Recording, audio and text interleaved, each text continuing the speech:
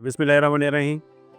मेरा नाम मलिक हैदर है जी, और मैं तारा ग्रुप में बतौर रिसर्च एंड डेवलपमेंट हेड के तौर पे अपने फ़राइज़ सर अंजाम दे रहा हूँ। चावल की पैदावार टेक्नोलॉजी को अगर देखा जाए तो चावल की पैदावार ना सिर्फ हमारी ग़िज़ा के एतबार से बहुत अहमियत की हामिल है, बल्कि मुल्की ज़रूरी मुबादला कमाने के लिए भी इसकी एक बहुत अहमियत की हामिल फ़सल है।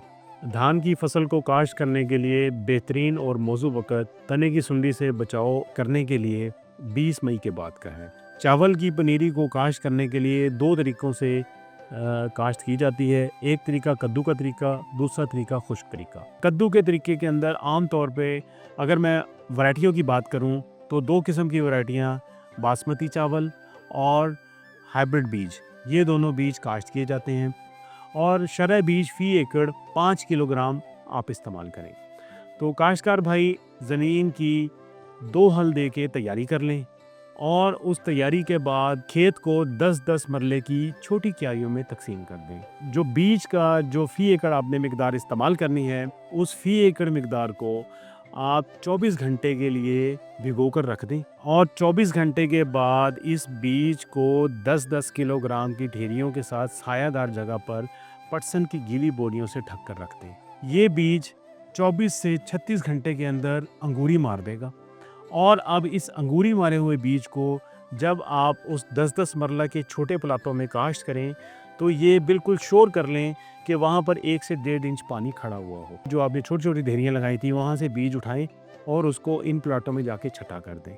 इस तरीके से 25 से 30 दिन के अंदर नर्सरी तैयार हो जाएगी। और इसके बाद दूसरा तरीका खुश्क तरीका है।